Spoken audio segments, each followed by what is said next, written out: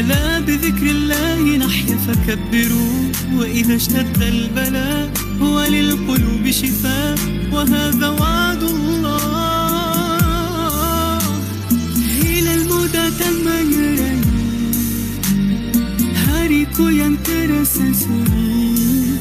Oh Ramadan, berkahmu ku tunggu, angkat musibahku.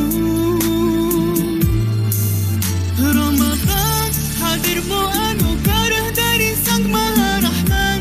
Denganmu beribu-ribu dosa dihapuskan, semua amalan dilipat gandakan bagi umat Rasulullah. Ramadan, afdalu ma marra ala dunyana min ayyam, wa bihi nazala al-Qur'an ala khairil anam. Ramadan bihi al-bushra wa ma'al usri yusran, wa hadha dhannuna billah. هل الهلال ليعلن أننا في شهر رمضان الكريم، فأبشروا هيا فهل من مذكر أيا عباد الله. رمضان حاضر مؤن كاره داري Sang Maha Rahman.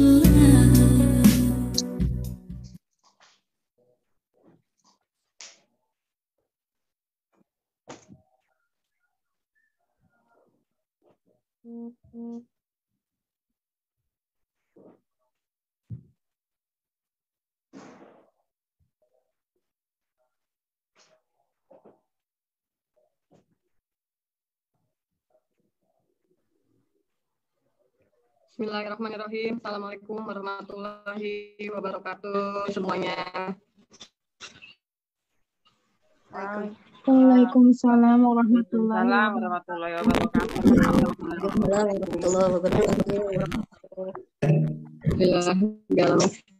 Kita mulai saja ya, teman-teman. Bismillahirrahmanirrahim.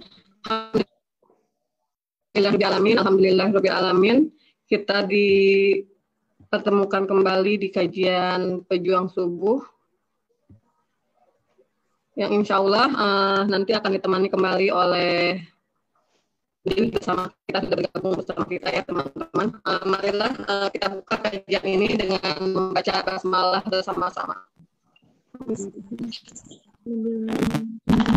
Bismillahirrahmanirrahim.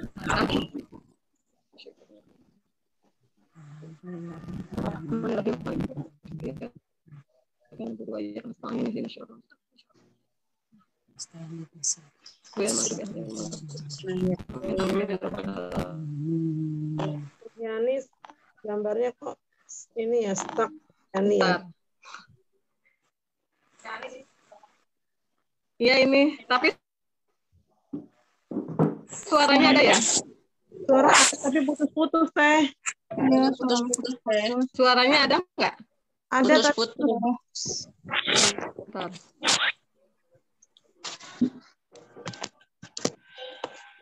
Putus-putus suaranya.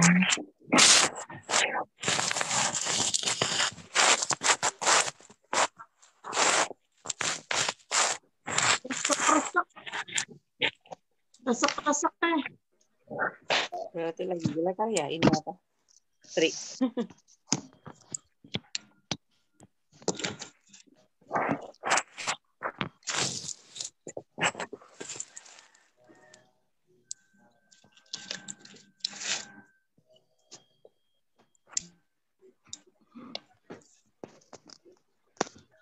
Alhamdulillah.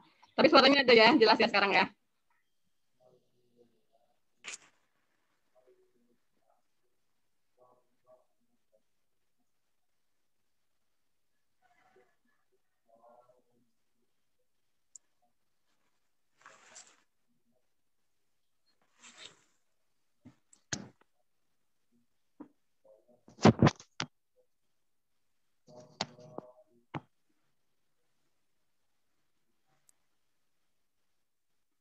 Teman-teman, mendengar suara saya?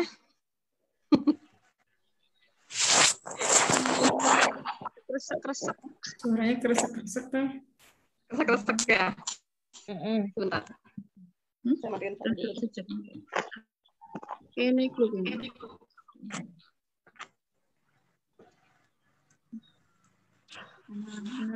Padang. Sebentar ya, saya buka di ini aja deh.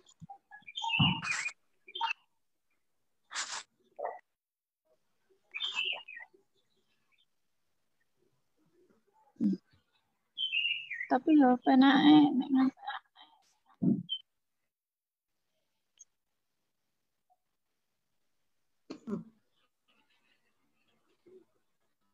Sebentar ya.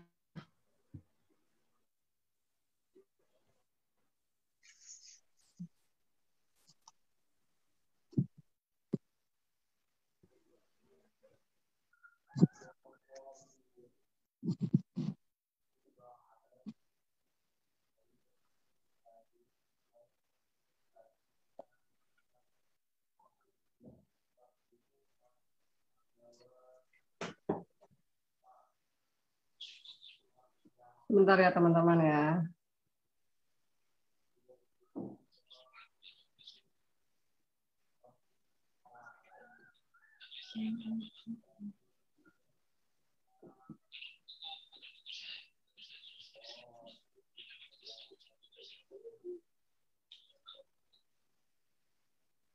Nah, Bismillahirrahmanirrahim.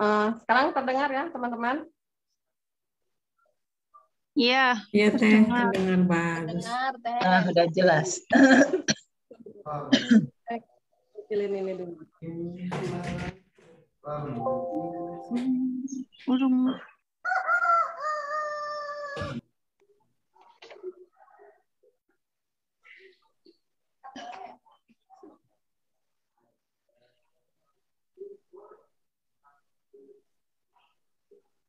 Baik, teman-teman, kita ulangi ya. Kurang Abdul.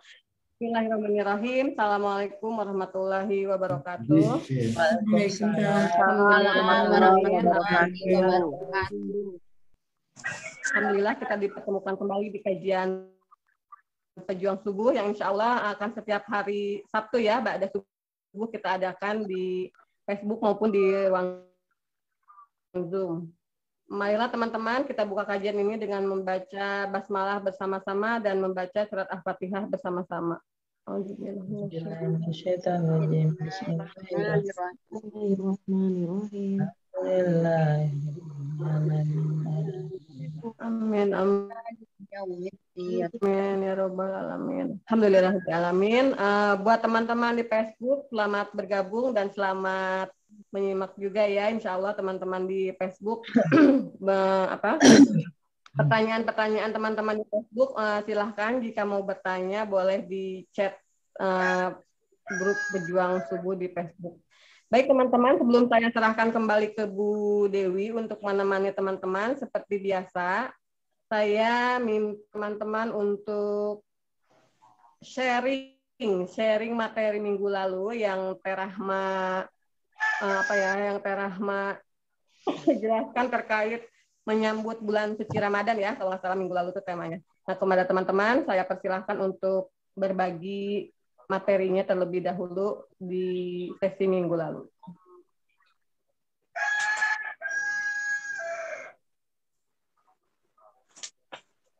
Mangga teman-teman, ini sudah pukul berapa ya? 5:26. Biar tidak berpanjang waktunya habis, mangga kepada teman-teman saya persilahkan untuk berbagi materi minggu lalunya ya. Setelah itu baru akan saya persilahkan Bu Dewi untuk menemani teman-teman semua di sini. Teteh punten. Ya. Tampilannya tetehnya agak naikin, wajahnya cuma kelihatan matanya aja. Oh, ini saya pakai tangan, Bu. Jadi ini saya tuh buka Zoom, ada 3, yang satu lagi dipakai Ikhwan, satu di laptop, satu lagi pakai tangan.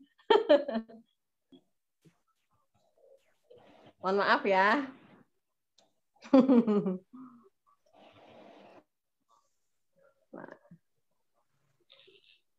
Gimana teman-teman?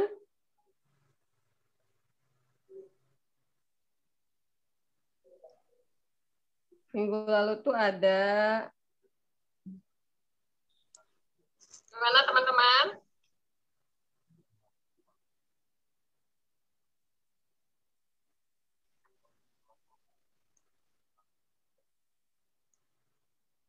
Mbak Puri, bersedia Mbak Puri berbagi materi minggu lalu?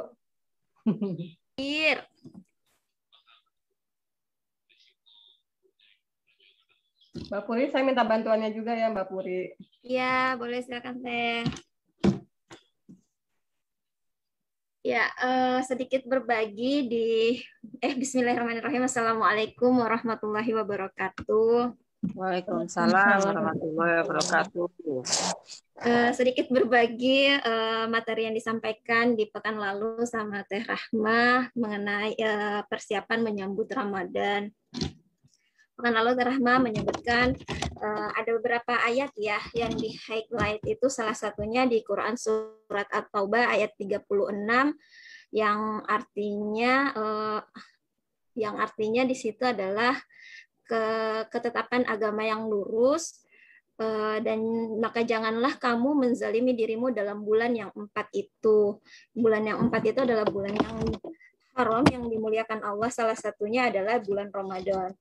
Terus para ulama juga menganalogikan bulan Ramadan ini seperti kisahnya Nabi Yusuf, yang Nabi Yusuf itu di antara 12 bersaudara, Nabi Yusuf yang paling istimewa di antara saudara-saudaranya. Seperti pula juga dengan bulan Ramadan. Di antara 12 bulan, ada satu bulan yang paling istimewa dari 12 bulan itu, yaitu bulan Ramadan. Terus dianalogikan juga tentang bulan Ramadan itu seperti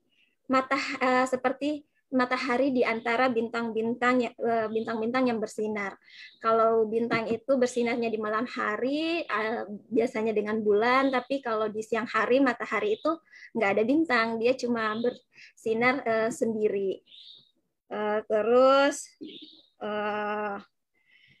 hadis Rasulullah nomor 33, apa ya? Aku nggak catat sih kemarin hadisnya apa yang di situ. Dijelaskan ini mansoma Ramadana ya, yang kita diperintahkan untuk berpuasa. Terus ada dua arti di dalamnya, itu juga ada makomnya, itu menghidupkan bulan Ramadan. Itu sih Teh. Ya, terima kasih ya Mbak Puri. Sama-sama. Ya, alhamdulillah itu materi minggu lalu ya tentang menyambut Ramadan yang sudah disampaikan oleh Teh Rahma. Alhamdulillah Bu Dewi sudah bergabung bersama kita ya. Kita sapa Bu Dewi terlebih dahulu. Assalamualaikum warahmatullahi wabarakatuh. Bu Dewi sudah hadir. Bu Dewi. Waalaikumsalam warahmatullahi wabarakatuh. Sudah hadir, hadirah. Alhamdulillah. Alhamdulillah. Pagi ini nggak ada kopi ya Bu Dewi? Aduh, gimana dong? Ya, insya Allah nggak apa-apa. Kopinya itu ya, menyusul. Nyusulnya kemana nih? Mana aja lah. Maunya. Baik, ya, saya persilahkan pada Bu Dewi ya untuk menemani teman-teman di sini. Mangga Bu Dewi, saya persilahkan. Alhamdulillah. Terus Tayani sama siapa tadi? Puri ya? Mbak Sudah Puri. berbagi. Masya Allah, alhamdulillah. Bismillahirrahmanirrahim. Assalamualaikum warahmatullahi wabarakatuh. Waalaikumsalam warahmatullahi wabarakatuh. Ya, kurang banyak yang jawab, kurang semangat. Ini Ramadan baru hari kelima ya. Tiap hari nambah semangat. Saya ulangi ya. Salam itu adalah ucapan doa ya, yang isinya luar biasa. Isinya adalah menghimpun seluruh harapan atas isi dari doa-doa kita. Ya. Kita minta keselamatan, rahmat dan barokah dari Allah Subhanahu Wa Taala. Ini doa yang luar biasa. Ya. Maka teman-teman kalau ada yang mendoakan, jawabnya dengan semangat. Ya. Dan rasakan bahwa kita ketika mengucap salam itu memang sedang berdoa kepada Allah. Dan termasuk yang menjawabnya. Ya, mumpung Ramadan nih, doanya makbul insya Allah ya. Yuk, dan malaikat rahmat sekarang lagi berkumpul juga insya Allah. Ya. Amin. Lagi banyak yang malaikat, banyak yang patroli. Ya. Patroli ngapain? Mencari majelis-majelis ilmu. Nah, di mana ada sebuah majelis ilmu, nanti malaikatnya memanggil teman-temannya yang lain. Ya, insya Allah sekarang yang hadir ada berapa Tayani di sini? 80-an ya. Di Facebook ada juga ya. Nah, tapi insya Allah malaikat yang ikut hadir itu jumlahnya mungkin ratusan bahkan ribuan kali lipat dari yang hadir saat ini. Ya, malaikat rahmat ya. Kenapa mereka ikut hadir? Mereka punya tugas dari Allah, yaitu untuk memohonkan ampunan kepada kita yang hadir di sini, insya Allah. Sepanjang kita hadir di acara ini, mereka memohonkan ampunan untuk kita, ya, insya Allah. Ya. Jadi semangat ya, membalas salamnya ya. Semangat. Bismillahirrahmanirrahim. Assalamualaikum warahmatullahi wabarakatuh. Waalaikumsalam warahmatullahi wabarakatuh. Alhamdulillah. Yang ngantuk-ngantuk jadi hilang ngantuknya ya. Ya. Sehat semua ya teman-teman. Alhamdulillah minggu kemarin saya berhalangan. Alhamdulillah hari ini Allah perkenankan kita bertemu lagi ya di momen yang lebih spesial lagi menurut saya, bagi saya sendiri pribadi ini momen yang lebih spesial, selalu spesial insya Allah setiap kajian pejuang subuh ini. Kenapa? Bukan karena saya yang ngadain kajiannya, bukan ya, tapi karena saya yakin betul bahwa orang-orang ya yang Allah hadirkan di sini, orang-orang yang Allah izinkan hadir di dalam majelis ini adalah orang-orang memang pilihan Allah. Ya. Allah mencintai mereka. Ya. Kenapa? Karena yang Allah pilih hadir di sini adalah orang-orang yang ingin Allah berikan cintanya, ya. Orang-orang yang ingin Allah berikan taufiknya, orang-orang yang Allah selalu menginginkan kebaikan untuk dia. Amin. Insya Allah. Nah, jadi teman-teman adalah pilihan Allah, hamba-hambanya yang dicintainya, dan saya yakin Allah juga tidak akan pernah salah pilih ya untuk memilih hambanya. Dan tinggal tugas kita teman-teman, apakah kita akan mengecewakan Allah setelah ini atau tidak? Ya. Artinya apa? Setelah kita dipilih Allah, apakah kita berniat bersungguh-sungguh ya untuk menjemput taufiknya? Ya, taufik di sini seperti yang saya jelaskan ya, sering saya jelaskan bahwa taufik ini adalah hidayah yang sangat mahal. Tidak semua orang yang hadir kajian yang betul-betul mencari hidayah akan dapat taufik ini, tidak semua.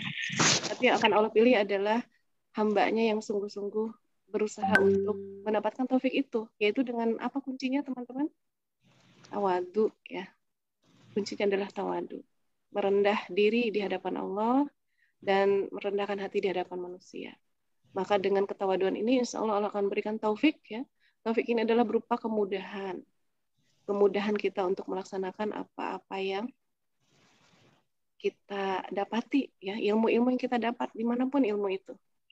Kita dimudahkan, bersabar, bersyukur, diringankan hatinya untuk saum, untuk sholat. Nah itu pertanda Allah memberikan taufik. Tinggal kita kuncinya aja, jangan lupa ya. Dibawa terus tuh kuncinya, supaya pintu taufiknya dibuka lebar-lebar sama Allah. Ya insya Allah. Ya bismillah teman-teman. Ini Ramadan hari ke-5 betul ya? Kalau di saya sih hari ke-5, di teman-teman hari ke-berapa? Maksudnya sama-sama Indonesia ya? Sama Bu. 5. Alhamdulillah. Cuma tuh beda alam gitu ya. Alhamdulillah. Hari ke-5 ini Masya Allah luar biasa ya. Mudah-mudahan semakin hari bukan semakin surut semangatnya, tapi semakin bertambah. Ya, Insya Allah. Hari ini teman-teman ya mungkin temanya Ramadan sepenuh cinta, tapi ini tetap berkaitan ya dengan kajian-kajian kita sebelumnya. Tema besar kita masih inspiring love ya. Di mana kita sudah belajar tentang siapakah sesungguhnya cinta hakiki kita itu. Cinta yang harus kita kejar sesungguhnya itu cintanya Allah Subhanahu wa taala. Dialah cinta sejati kita, dialah Sang Maha Cinta, ya. Dan kalau bicara cinta, kita akan bicara tentang sepasang kekasih, ya. Tentang sepasang kekasih. Yang namanya sepasang kekasih harusnya saling mencintai memang ya. Cinta Allah kepada kita itu sudah pasti. Nah, hanya saja cinta kita nih kepada Allah masih perlu dipertanyakan setiap harinya. Mungkin kemarin kita sudah cinta sama Allah, apakah hari ini masih? Ya. Atau kemarin cuma perasaan kita aja merasa cinta. Sesungguhnya Allah tidak terima cinta itu. Ya. Maka teman-teman fokus kita adalah bagaimana kita menjemput ya keridoannya Allah, bagaimana supaya cinta kita itu diterima sama Allah gitu ya. Bagaimana supaya kita itu menjadi kekasihnya Allah. Nah, salah satu caranya adalah dengan berbaik sangka kepada Allah. Momen Ramadan ini momen yang sangat pas ya. Spesial sekali ketika kita menghadapi Ramadan, menjalani hari-harinya dengan penuh berbaik sangka kepada Allah Subhanahu wa taala. Ya, karena baik sangka kepada Allah akan mengantarkan kita kepada baik sangka kepada urusan-urusan lainnya. Kepada masalah kita, kepada orang lain, ya, kepada masa depan dan seterusnya, itu akan mengantarkan baik sangka. Ketika kita awali baik sangkanya itu kepada Allah Subhanahu wa taala. Ya. Atau bahasa kerennya, bukan bahasa keren sih ya. Bahasa yang sering kita dengar itu berbaik sangka itu adalah positive thinking, ya, berpikir positif. Hal yang sangat mudah untuk cara yang sangat mudah ya untuk kita ngecek kita itu lagi berpikir positif apa negatif nih hari ini, sekarang ini, detik ini gitu ya, adalah dengan ngecek apa perasaan kita ya. Paling mudah itu begitu. Ketika perasaan kita negatif, bisa dipastikan bahwa pikirannya lagi negatif. Ketika perasaannya positif, nah bisa dipastikan juga pikirannya memang sedang positif. Nah, jadi rumusnya sebetulnya gampang ya. Sebetulnya rumusnya gampang rumusnya ya. Cuma prakteknya itu yang mungkin teman-teman jatuh bangun ya. Rasanya ketampar-tampar, rasanya mungkin habis jatuh ketimpa tangga ya, terus keinjak lagi sama Teh Yani misalnya ya. Nah, ya ada yang Nah, rumusnya apa? Rumusnya itu kalau tadi ya, ketika perasaan kita negatif, pasti pikirannya lagi negatif. Nah, jadi kalau pengen perasaannya positif, gampang aja rumusnya, rubah ya pikirannya yang tadi negatif menjadi positif. Insya Allah perasaannya mengikuti akan menjadi positif. Nah, ini memang perlu latihan terus teman-teman ya. Kapan latihannya? Seumur hidup ya. Seumur hidup latihannya. Nah, berarti memang kita butuh energi yang luar biasa dan terutama kita butuh apa? Pertolongan dari Allah. Kita butuh taufik dari Allah untuk bisa dimudahkan berpikir positif tadi. Ya, teman-teman, Ramadan kali ini adalah Ramadan kedua ya. Kita menghadapinya dengan di tengah-tengah kondisi wabah ya, kondisi wabah yang alhamdulillah sebetulnya ya. Sebetulnya kalau kita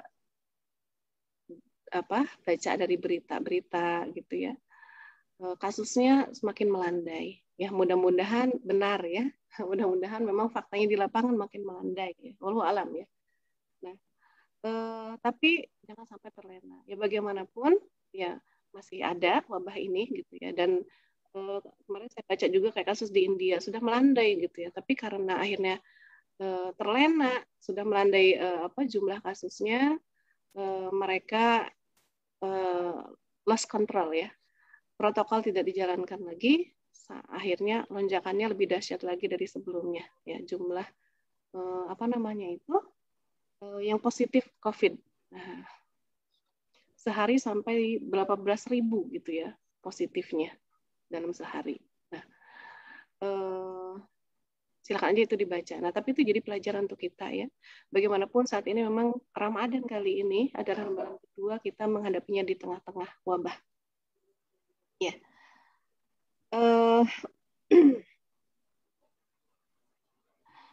Dan karena sudah berjalan setahun lebih ya pandemi ini, tentu banyak hal yang tiba-tiba berubah ya dalam kehidupan kita. Bertambahnya keresahan ya, kemudian mungkin keresahannya terutama apa? Mungkin di Ramadan sebelumnya kita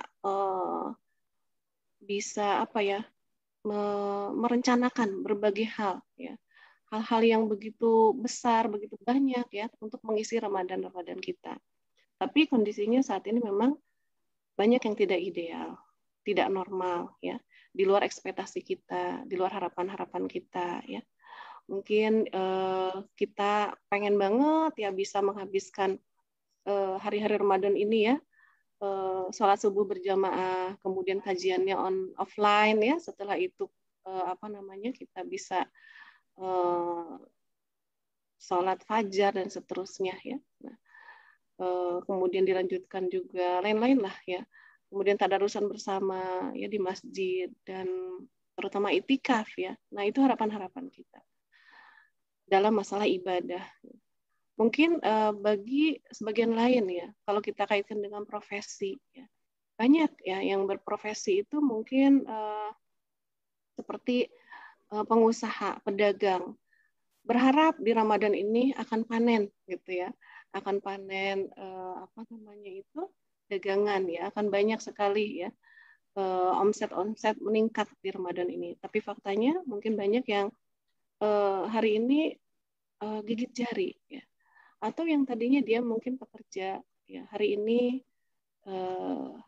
dia pengangguran karena di PHK ya, perusahaannya bangkrut ya, dan seterusnya.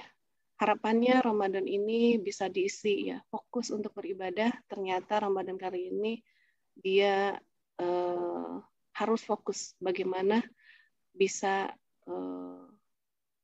makan sehari-hari gitu ya, mencari sesuap nasi untuk sehari-hari gitu. Jadi tidak sefokus Ramadan sebelumnya.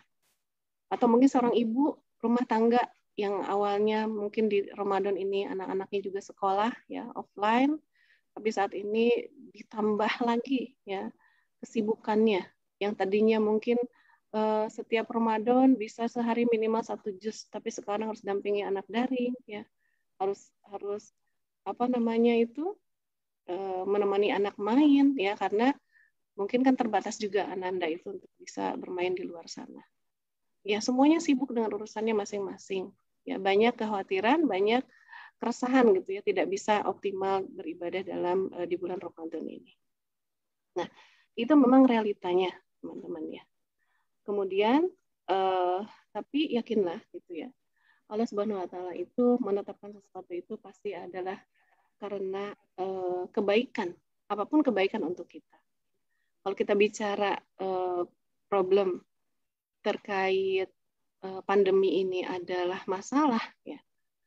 Dilihat dari bagaimana kita membaca pesan cinta dari masalah ini ya, kita meyakini bahwa ini adalah teguran keras dari Allah Subhanahu wa taala ya, adalah peringatan yang sangat keras. Mungkin kita sedang di SP berapa nih kalau soal peringatan tuh? SP berapa Teh Yani? Karena itu mendunia ya, mungkin SP3 dari Allah Subhanahu wa taala. Karena apa? Manusia banyak sombong ya kepada Allah terutama ya. Banyak lalai terhadap hukum-hukumnya, maksiat makin merajalela di mana-mana. Ya. Nah, seperti itu. Ini teguran keras. Ya. Tapi teman-teman, teguran dari Allah itu adalah bentuk cintanya. Sehingga pandemi ini adalah terbaik untuk kita. Ya, kita sering sekali mendengar ayat di dalam surat Al-Baqarah 216 ini ya, teman-teman. Tayani boleh dong ada yang membacakan, saya sedang berhalangan. Silakan teman-teman. Ada yang membacakan. Yuk, mumpung Ramadan pahalanya berlipat ganda nih. Yuk teman-teman. Fastabiqul khairat. Ramadan kebaikan. Saya Bu Dewi. Mangga. Mangga Bu Nia. A'udzubillahi minasyaitonirrajim. Bismillahirrahmanirrahim. Kutiba alaikumul qitalu wa hum kurhul lakum wa asa an takurahum syai'an wa huwa khairul lakum wa asa an tuhibbu syai'an wa huwa syarrun akum wallahu ya'lamu wa antum la ta'lamun. Diwajibkan atas kamu berperang, padahal itu tidak menyenangkan bagimu. Tetapi boleh jadi kamu tidak menyenangi sesuatu, padahal itu baik bagimu.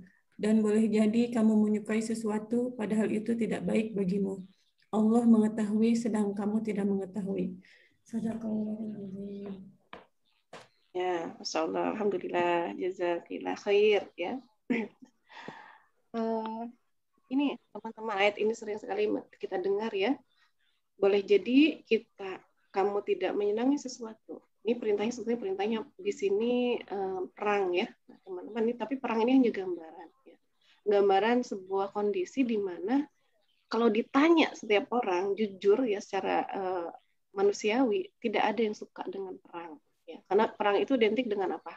Kematian, ya, kesakitan, kepedihan, kehilangan. Itu perang itu identik dengan itu. Ya. Tapi ketika Allah memerintahkan perang, ya, dalam hari ini bukan berarti ayo kita perangi siapa, bukan ya. Tapi ini ketika kan perang itu dalam kondisi tertentu ya. Kalau perintahkan perang itu dalam kondisi tertentu. Nah,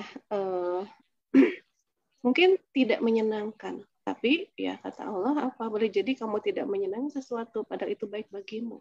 Ya, jihad itu, peperangan itu baik bagimu, dan boleh jadi kamu menyukai sesuatu padahal itu tidak baik bagimu. Nah, ini berlaku juga untuk pandemi ini ya. Nah, boleh jadi kita tidak menyukai pandemi ini. Ya. Nggak suka Ramadan dengan kondisi pandemi. Terbatas gitu ya. Terbatas segala sesuatunya, gerak kita rasanya terbatas. Nah, tapi menurut Allah, Ramadan di pandemi itu baik untuk kita. Ya. Kemudian, Nah, jadi sebetulnya yang bikin kita tidak suka, bikin kita resah itu apa? Adalah saat kita tadi ya maunya ke depan, tapi Allah nyuruhnya ke belakang, atau sebaliknya ya, maunya ke belakang, Allah nyuruhnya ke depan, ya. Atau kita pengen ke kiri, Allah pengennya ke kanan, ya. Anginnya berhembusnya lagi ke kanan, kita pengen anginnya ke kiri, nah, gitu ya. Kita pengennya panen jualan kayak tadi ya, atau mungkin ada di sini teman-teman yang di garda terdepan pandemi, siapa itu? Ya, para pejuang-pejuang kesehatan ya, tenaga kesehatan, pengen banget gitu ya, kumpul sama keluarga, sahur bersama, mungkin buka bersama, atau ya keluarga besar ya bisa bukber di mana gitu ya, udah merencanakan biasanya tiap tahun itu ya. Hari ini bukber dengan keluarga yang mana, besoknya bahkan 30 hari Ramadan itu rencana bukber terus gitu ya. Nah, pengennya sih kayak gitu, sebebas dulu. Tapi kata Allah, itu nggak baik buat kita saat ini. Ya. Pengen banget itikaf mungkin ya. Ada yang udah ngerencanain tiap tahun itu 10 hari terakhir bulan Ramadan pasti lagi di Mekah. Ya amin, ya Allah, pengen banget ya teman-teman ya. Nah, tapi sekarang enggak, nggak bisa. Nah, itu menurut Allah baik untuk kita. Jadi itikaf mungkin di masjid ya, yang kumpul-kumpul saat ini itu tidak baik untuk kita ya, dan lain-lain. Nah, jadi itu ibarat kita pakai pakai baju musim dingin di musim panas atau sebaliknya. Itu kan yang terjadi atau memang tidak nyaman ya, keresahan. Nah, sehingga teman-teman yang harus kita nah ini positif thinkingnya itu begitu ya, berpikir positif ya, berbaik sangka kepada Allah bahwa inilah yang terbaik untuk kita di rumah saat ini ya, menghadapi Ramadan, hari-hari Ramadan di rumah itu yang terbaik untuk kita saat ini. Karena sebetulnya tidak ada yang berubah teman-teman ya, tidak ada yang berubah di dalam Ramadan ini ya. Ramadan dulu sebelum pandemi ya, dan Ramadan sekarang itu sama-sama Ramadan yang diberkahi oleh Allah. Ayat-ayat tentang keberkahan Ramadan tidak ada situ, itu pengecualian ya. Ramadan itu berkah kalau tidak pandemi. Ada ayat seperti itu? Enggak ya. Tetap Ramadan saat ini sama seperti Ramadan sebelumnya, yaitu penuh dengan keberkahan. Itu yang harus kita yakini. Tidak ada yang berubah ya. Nah, jadi teman-teman sebetulnya ya ini ada ayat ya, surat Al-Isra ayat 84. Mangga siapa yang mau baca lagi, Teh Yani? Mbak Puri. Saya. Puri lagi. Ya, nggak apa-apa, Puri. Ya. Pokoknya kalau diam-diam Puri aja nanti yang ditunjuk ya. Jadi teman-teman rugi banget nih buat Mbak Puri semua nih pahalanya. Potong aja. Boleh saya baca saja? Ada Bu Ibet. Iya, boleh? Oh iya, tafadhol Bu, saya berbagi pahala. Bismillahirrahmanirrahim. Qul kullu ya'malu ala syakilatihi farabbukum a'lamu biman huwa ahda sabila. Katakanlah Muhammad, setiap orang berbuat sesuai dengan pembawaannya masing-masing. Maka Tuhanmu lebih mengetahui siapa yang lebih benar jalannya. Surat Al-Isra ayat 84.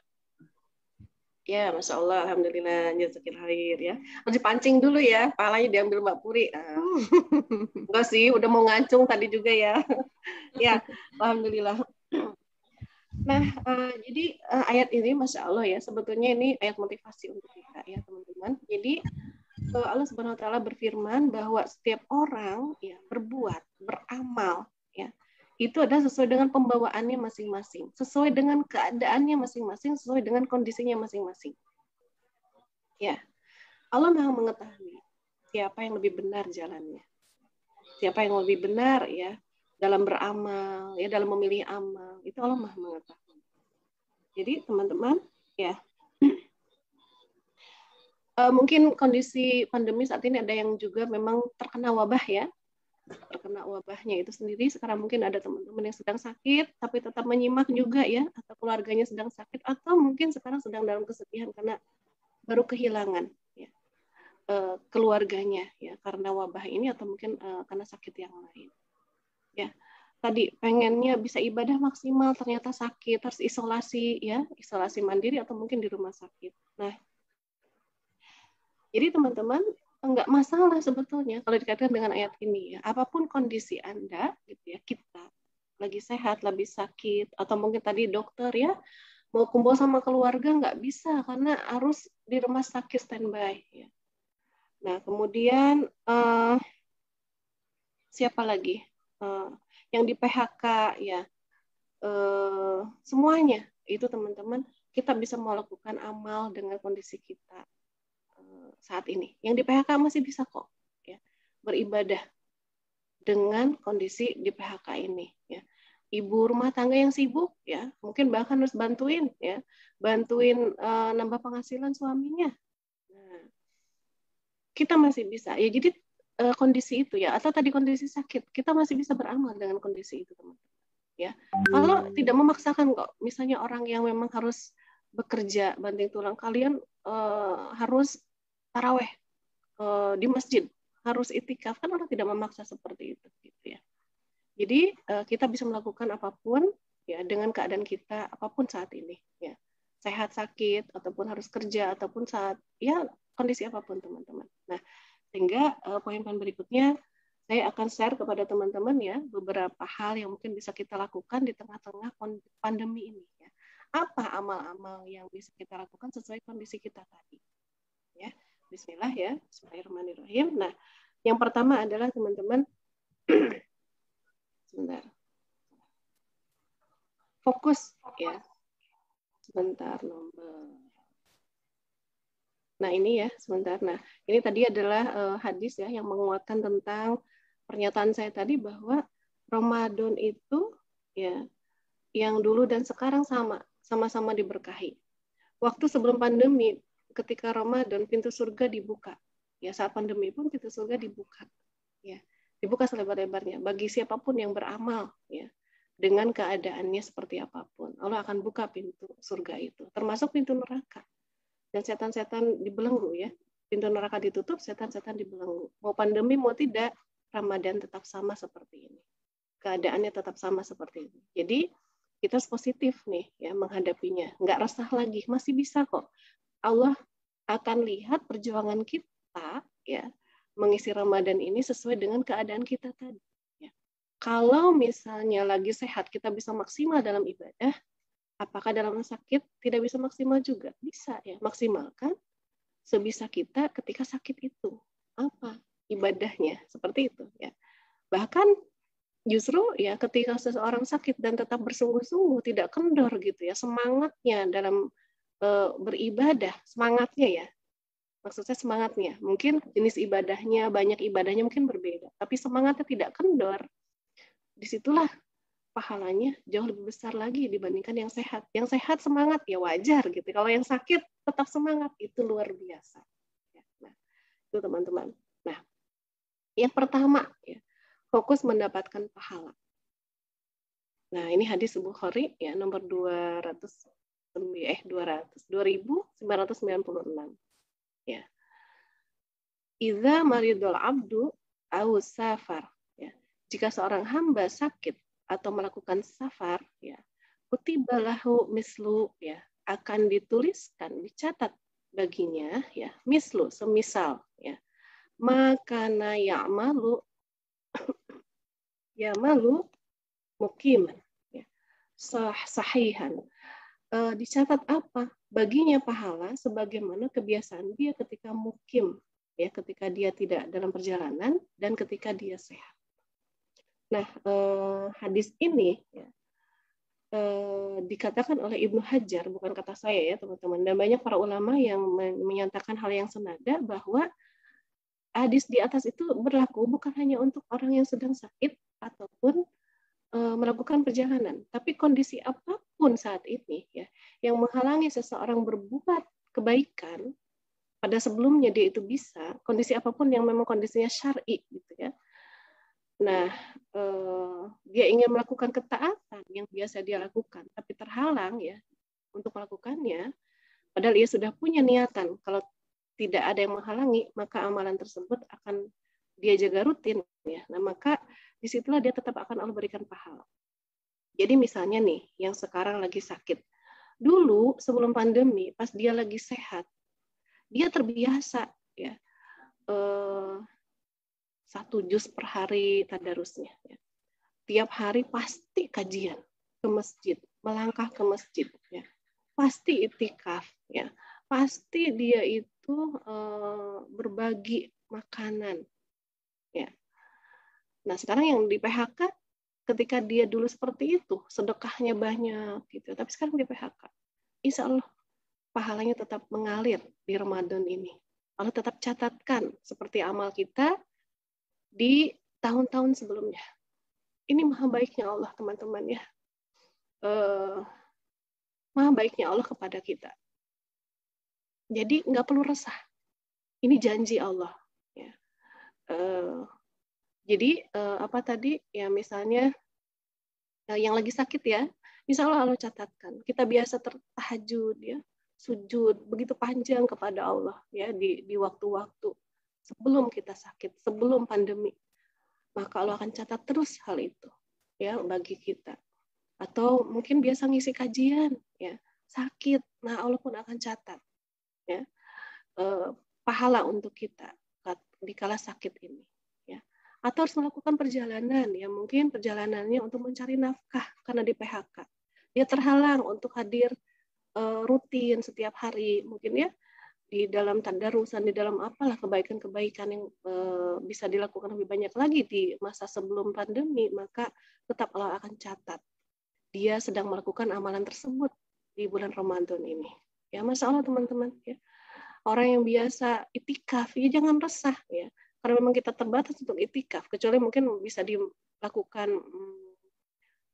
protokol yang sangat ketat dan seterusnya ya. Itu alhamdulillah kalau bisa seperti itu. Gitu. Tapi banyak hal sebetulnya yang mencegah kalau kita jumlah masjid dan dengan mungkin jumlah yang mau itikaf itu kan bisa jadi memang tidak mencukupi gitu keadaannya gitu ya. Nah saat ini kita terhalang, maka Allah insya Allah akan tetap catat bahwa kita sedang beritikaf di bulan Ramadan ini. Nggak ada yang berbeda. Nah, Masya Allah ya. Jadi ini fokus aja ya teman-teman bahwa di sini kita tetap harus berbahagia ya. Tidak ada yang berbeda sebetulnya. Walaupun kita terhalang saat ini kan qadarullah yang terhalang itu kan bukan kita yang kita yang ngadain pandeminya gitu ya. Qadarullah ya, walaupun pro kontra siapa ya ini tuh apakah disengaja ataukah memang karena kondisi alamiah aja gitu ya adanya pandemi gitu. Terlepas dari itu, gimana pun semuanya menimpa kita saat ini. Gitu ya. Qadarullah, Allah mengizinkan pandemi ini. Nah, jadi tenang, nggak usah resah yang tadi berpikir ya, saya nggak bisa kayak tahun-tahun sebelumnya. Tenang, Allah tetap catatkan pahala itu untuk kita. Ya, nah luar biasa Allah itu, Masya Allah. Ya Allah maha baik teman-teman ya. Inilah bentuk rahimnya Allah sama kita. Ya, kasih sayang yang luar biasa yang tidak Allah berikan kepada hambanya kepada ya manusia yang kafir, yang kufur ya. Bentuk rahim itu salah satunya ini adalah Allah terus berikan pahala kebaikan-kebaikan dan kebaikan yang selama ini kita rutin lakukan tapi kita kali ini tidak bisa melakukannya. Padahal kita sungguh pengen melakukannya gitu teman-teman ya. Nah, seperti itu. Jadi Masya Allah tetaplah berbahagia karena Allah tetap catatkan. Nah, yang kedua adalah fokus pada amalan hati. Ya, teman-teman. Bentar. Amalan hati ya. Seperti apa amalan hati itu? Jadi, kondisi pandemi saat ini, sebetulnya teman-teman yang terhalang itu adalah amalan fisik. Ya. Dan itu juga nggak banyak. Hanya sedikit saja amalan fisik yang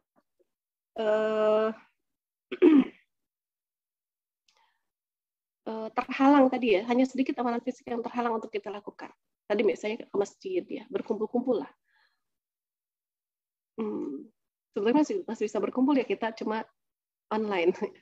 Tapi ya tadi lah, pengen ke masjid, kumpul-kumpul ya, atau mungkin pengen umroh dan lain-lain ya, itu amalan fisik sedikit sebetulnya yang terhalang. Tapi teman-teman tidak ada halangan apapun, ya, sedikit pun untuk amalan hati. Ya. Bahkan dikatakan seperti ini, amalan hati itu lebih utama ya dibandingkan amalan fisik. Ya, bukan berarti menyempelekan amalan fisik itu teman-teman ya. Kan dalam ibadah itu sudah terbiasa ya, memang ada ibadah-ibadah yang pahalanya lebih utama begitu ya. Bukan menyempelekan ibadah yang lain pahalanya lebih sedikit. Kita sedang menjelaskan bahwa ada amalan, ada pahala yang ibadah yang lebih utama dibandingkan ibadah-ibadah lain ya. Seperti sholat wajib dengan sholat sunnah. Dua-duanya luar biasa. Tapi kan lebih utama yang mana yang wajib. Pahalanya lebih banyak, lebih mendekat kepada Allah. Ya. Lebih besar timbangannya di hadapan. Tanpa menyepelekan amalan sunnah itu sendiri. Nah, begitupun seperti ini. Dikatakan oleh Syekhul Islam ya, Ibnu Taimiyah, bahwasanya ia merupakan pokok keimanan. Amalan hati ya. Amalan hati itu adalah pokok keimanan dan landasan utama dalam beragama. Seperti mencintai Allah Subhanahu wa taala dan Rasul-Nya. Mencintai itu amalan apa, teman-teman? Amalan hati. Di masa pandemi masih bisa nggak mencintai Allah? Perlu keluar rumah nggak? Enggak, ya. Ini amalan hati. Bertawakal kepada Allah Subhanahu wa taala. Di masa pandemi masih bisa nggak? Bisa, tanpa harus keluar rumah. Ya. Ikhlas dalam menjalankan agama semata-mata karena Allah. Atau mungkin ikhlas dalam hal lainnya ya, dalam menjalani kehidupan dan lain-lain. Itu masih bisa kita lakukan. Ikhlas ya, dengan harus terpisah dari keluarga karena tenaga kesehatan ya. Bahkan ada yang sampai beberapa minggu ya. Teman saya itu ada juga ya yang cerita gitu. Saya udah lama nggak bisa pulang ke rumah gitu karena dia harus dinas di depan, dinas untuk merawat orang-orang yang terkena wabah. Ya, jadi kan nggak bisa ketemu keluarganya dulu. Ya. Nah saat itu dia ikhlas. Masih bisa nggak ikhlas? Bisa. Nggak usah nunggu pandemi atau tidak. Ya. Tapi di masa pandemi ini kondisi seperti itu kita tetap bisa. Ya, amalan hati ini tetap bisa kita lakukan. Lagi sakit, lagi di PHK dan lain-lain masih bisa kita lakukan. Ya, pengusaha tadi ya pedagang nggak bisa panen saat ini. Bisa nggak ikhlas? Masih bisa. Ya. Kemudian bersyukur kepadanya. Ini pun amalan hati. Bersabar. Ya. Takut dan berharap kepada rahmatnya Allah. Dan ini semua menurut kesepakatan para ulama adalah perkara yang wajib. Nah, jadi teman-teman, ya ini adalah wajib. Berarti adalah hal yang utama. Amalan hati ini yang paling utama dibanding amalan fisik. Ya.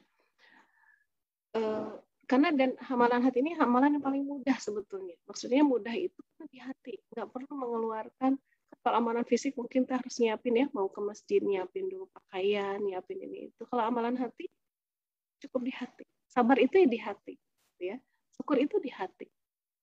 Ya paling apa? Paling butuh energi. Ya. Butuh energi untuk bisa sabar, syukur, tetap bisa mencintai Allah, bertawakal, butuh energi. Ya. Tapi inilah amalan hati, dikatakan amalan yang wajib. Berarti wajib memang ya teman-teman kita itu untuk mencintai Allah dan Rasul-Nya, bertawakal, ikhlas. Nah, ini adalah kewajiban. Kalau enggak memang dapatnya dosa. Sehingga memang kita mengupayakan terus bagaimana kita ya berikhtiar terus supaya tetap dalam kecintaan kepada Allah di masa pandemi ini terutama ya. Tetap bertawakal karena kehidupan makin sulit, makin sempit. Ya, dada rasanya terasa makin sempit ya. Mungkin ada bahkan yang bercerai itu makin banyak ya di masa pandemi ini. Bagaimana tetap ikhlas dalam kondisi itu, tetap bertawakal, tetap bersyukur, itu kan luar biasa. Tapi masih bisa kita upayakan. Nah, kalau melihat ikhtiar kita, insya Allah ya. Kalau belum bisa, apa tugas kita? Minta sama pemilik hati ya. Yang menggenggam hati kita adalah Allah, minta sama pemilik hati ya muqallibal qulub ya. Wahai pembolak-balik hati, ya Latif ya, wahai yang maha lembut ya. Panggil Allah dengan panggilan yang sangat indah, panggilan dengan kerendahan ya dari kita ya. Panggilan dengan sepenuh rasa butuh kepada Allah, minta sama Allah, mudahkan ya Allah ya hamba untuk tetap mencintaimu, mudahkan ya Allah hamba untuk bertawakal kepadamu. Ya. Mudahkan ya Allah. Ya. Mudahkan ya Allah. Hamba untuk ikhlas. Ya. bersyukur dan bersabar terus, teman-teman minta terus sama Allah. Berat mungkin ya bagi sebagian teman-teman atau mungkin kita, saya ya, menghadapi masalah-masalah yang sedang dihadapi. Tapi yakin, terus minta kepada Sang Pemilik hati kita, Allah Subhanahu wa taala. Minta dimudahkan ya. Nah, jadi fokus pada amalan hati. Dan ini teman-teman tidak ada penghalang sedikit pun ya untuk melakukan amal ini. Tadi kalau amal fisik ada penghalangnya, kita beberapa ya, ada penghalangnya, tidak bisa kumpul-kumpul. Tapi untuk masalah amalan hati ini tidak ada penghalang sama sekali. Bahkan bisa jadi teman-teman, bukan bisa jadi, saya yakin ya, yakin sebetulnya pesan cinta dari Allah adalah Allah menginginkan kita meningkatkan amalan hati ini di masa pandemi ini. Allah sangat rindu sama kita, sampai kita tuh dipaksa sama Allah ya untuk mendekat ya dengan dikasih wabah ini gitu ya. Untuk kembali kepadanya, untuk sungguh-sungguh mencintainya, untuk sungguh-sungguh bertawakal, sungguh-sungguh ikhlas ya, sungguh-sungguh bersyukur. Ya mungkin selama ini ya yang apa namanya yang punya kerjaannya mengeluh dengan pekerjaannya, kurang gajinya dan seterusnya. Setelah di PHK kita baru sadar, alhamdulillah sebetulnya kemarin tuh punya pekerjaan. Ya. Dengan cara itu Allah memang kangen sama kita, rindu sama kita, rindu berat. Ya, kalau Allah udah rindu banget teman-teman, ya begitulah, ditarik ya. Ditarik paksa sama Allah untuk kembali. Nah, kemudian sekarang yang mungkin kena sakit ya mungkin pas sehat kurang bersyukur. Kalau kasih sakit ya supaya kita menyungkur kepadanya, bersujud kepadanya, sungguh-sungguh bersyukur atas kesehatan kita. Kita udah nyesel kan kalau udah sakit itu. Ya kemarin pas sehat kenapa saya lalai dan seterusnya.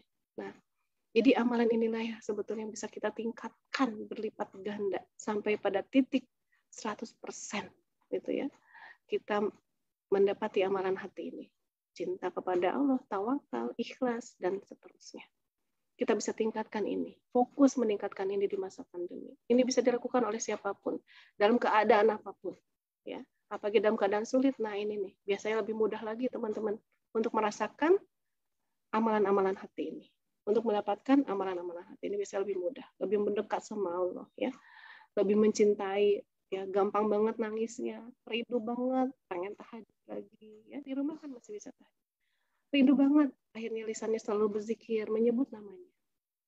Ya, dan seterusnya. Nah, ini fokus kepada amalan hati, teman-teman. Ini bisa kita lakukan dalam masa pandemi ini.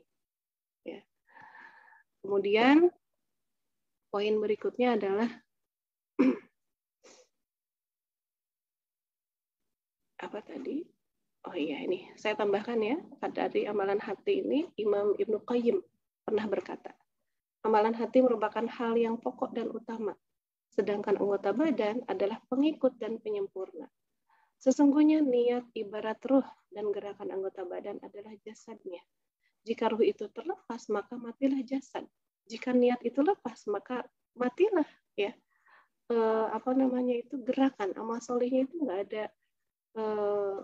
Jadi sia-sia di hadapan Allah.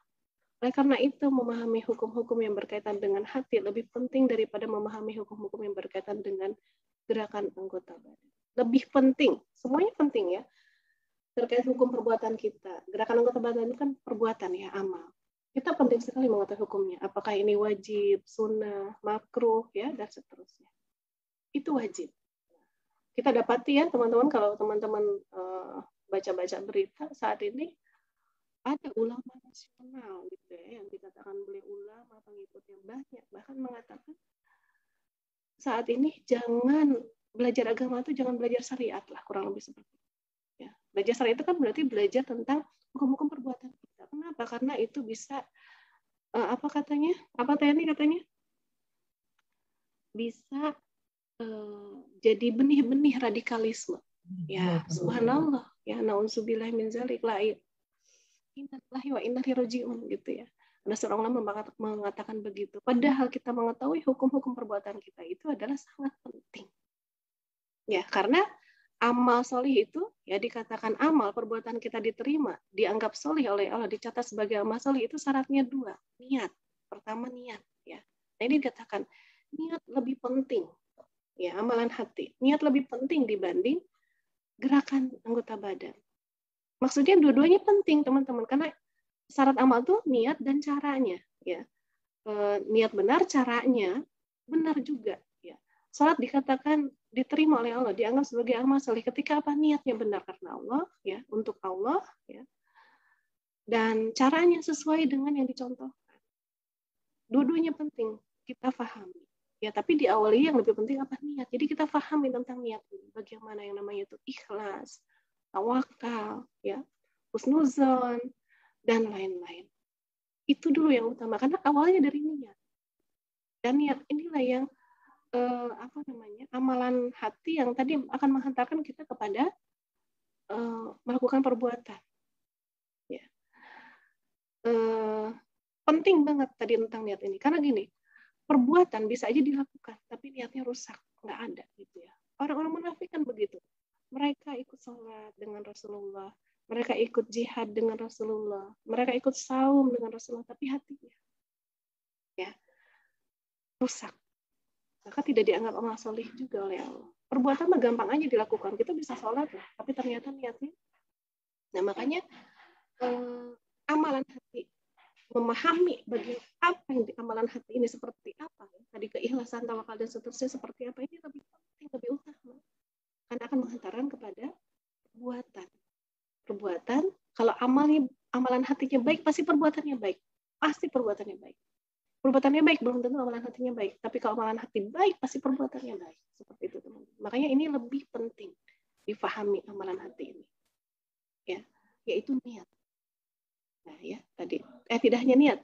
Banyak ya tadi yang saya jelaskan, mencintai Allah dan seterusnya. Itu lebih penting dipahami. Karena kalau orang sudah mencintai Allah, dia benar dalam keimanan, benar dalam kecintaan kepada Allah, maka akan menghantarkan kepada perbuatan yang benar. Dia akan takwa dengan ketakwaan yang benar. Dia akan taat dengan ketaatan yang benar. Dia akan menjauhi kemaksiatan dengan sungguh-sungguh. Ketika apa tadi? Amalan hatinya sudah benar. Imannya benar. Cinta kepada Allahnya benar. Ya, ini adalah hal yang lebih penting. Sama-sama penting, tapi hati lebih penting. Ya. Jadi fokus kepada amalan hati di masa pandemi ini. Masih bisa kita lakukan. Dan harus kita lakukan. Harus kita upayakan. Ya, karena pengen dapat pahala tadi, teman-teman.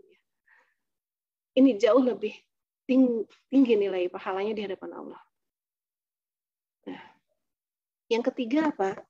Adalah niat dan niat. Apa bedanya? Ya, kalau amalan hati tadi ya termasuk niat sebetulnya amalan hati juga. Nah, tapi ini lebih saya beri poin lagi di poin ketiga ini ya. Jadi kalau tadi amalan hati itu adalah seluruh amalan hati. Terkait tawakal, cinta, syukur, sabar, dan seterusnya. Tentang ikhlas, nah itu semua amalan hati. Nah, tapi kalau ini adalah niat. Apa sih maksudnya? Niat dulu, niat lagi, niat terus. Ya. Jadi teman-teman, perbanyak niat. Ya. Perbanyak niat kita untuk melakukan amal solih di masa pandemi ini. Perbanyak niatnya. Ya. Tapi bukan niat ya udah saya niat tahajud, saya niat ini, saya niat ini. Allah tahu namanya niat itu kan ini ya, apa namanya itu? Perbuatan hati, ya, niat itu.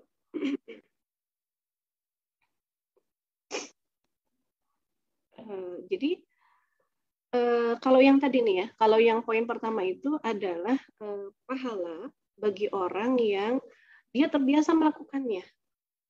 Di masa-masa sebelumnya dia terbiasa melakukannya, maka Allah catat dia melakukan amal ini. Nah, bagaimana dengan orang yang belum biasa melakukan itu? Ya, dia baru hijrah tahun ini, misalnya ya. Dia baru hijrah tahun ini, qadarullah sakit, gitu ya.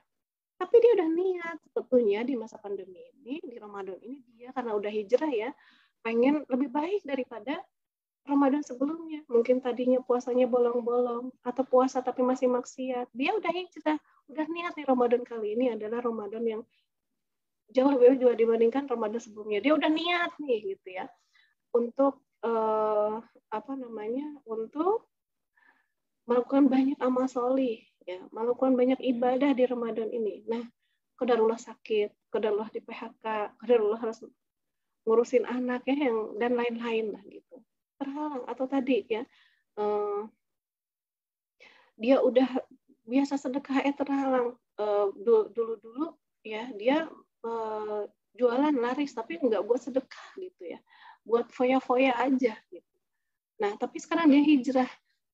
Pokoknya saya itu semua misalnya hasil jualan saya sekian persen, pokoknya Ramadan ini akan saya untuk sedekah. Gitu.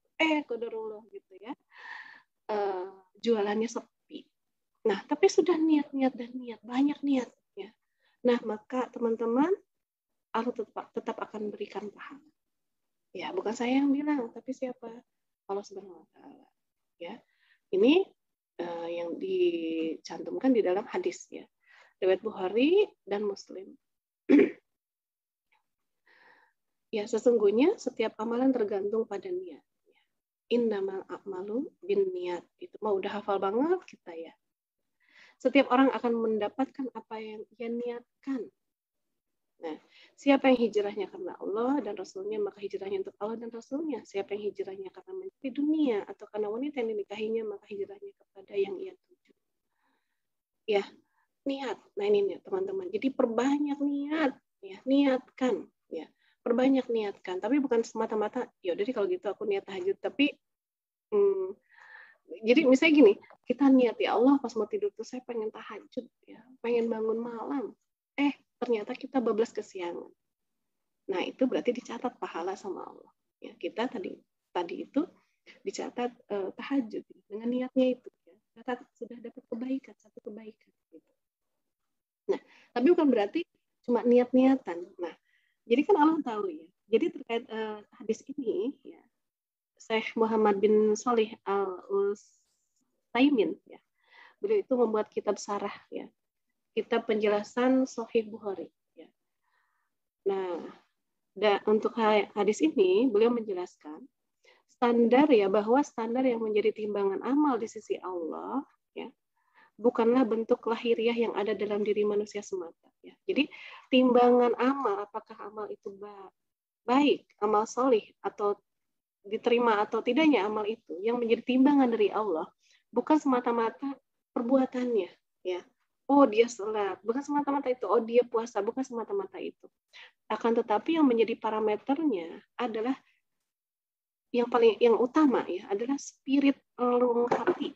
Nah dikatakan ya, spirit relung hati yang bisa dirasakan para malaikat pencatat amal.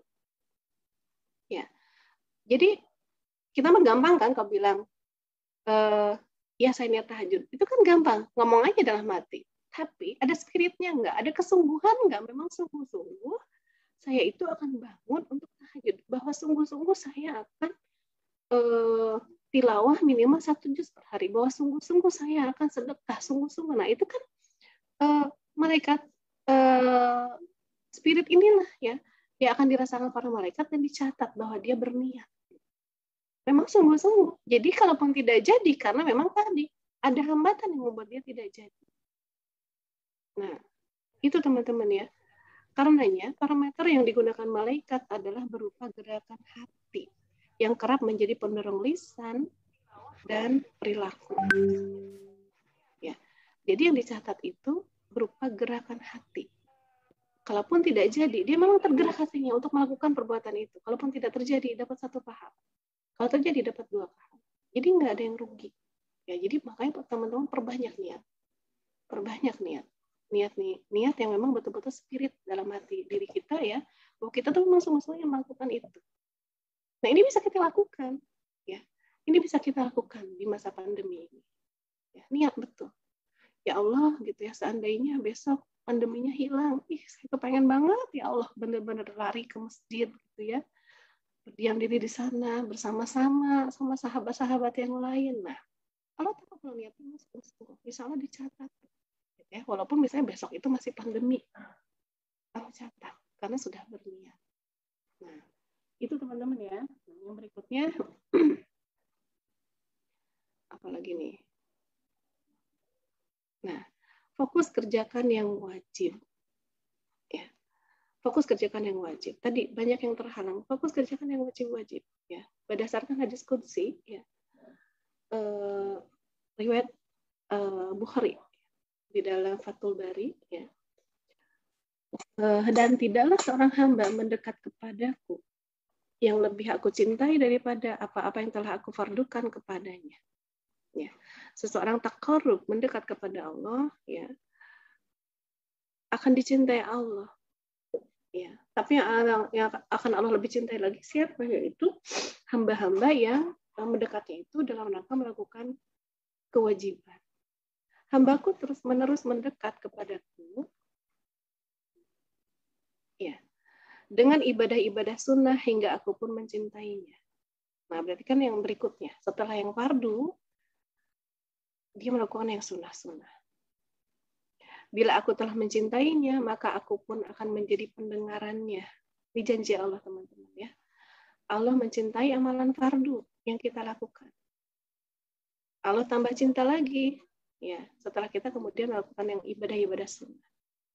Dan kalau Allah udah cinta, Allah janji sama kita, Allah akan menjadi pendengaran kita.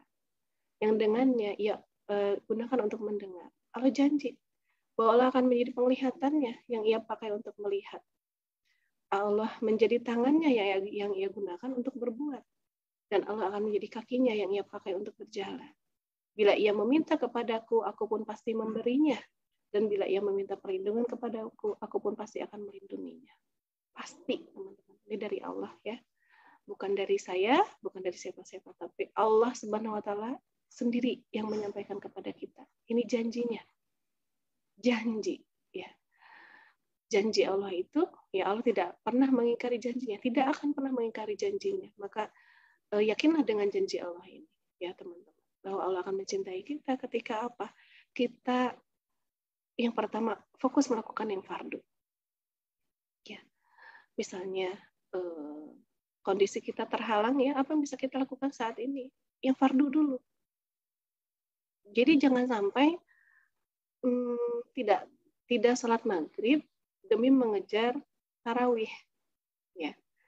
Ayo salat maghrib, ntar dah masih kenyang, ntar aku mau tarawih aja, itu nggak nyambung, ya, gitu, ya. Mengejar yang sunnah tapi meninggalkan yang wajib. Nah, sama seperti membaca Quran, ya, teman-teman. Kalau memang sempit waktu kita, perbanyaknya bukan tadarusnya, tapi apa? Mengkaji isinya, memahami isinya. Kalau kita punya waktu 1 jam untuk pegang Quran, perbanyak untuk memahami isinya. Itu karena wajib. Karena itu akan nanti terkait kita mempelajari hukum-hukum tentang perbuatan kita. Ya, mempelajari isinya. Karena Al-Quran itu adalah petunjuk hidup. Itu jauh lebih besar pahalanya. Dan jauh lebih mendekati kepada mendapatkan cintanya Allah.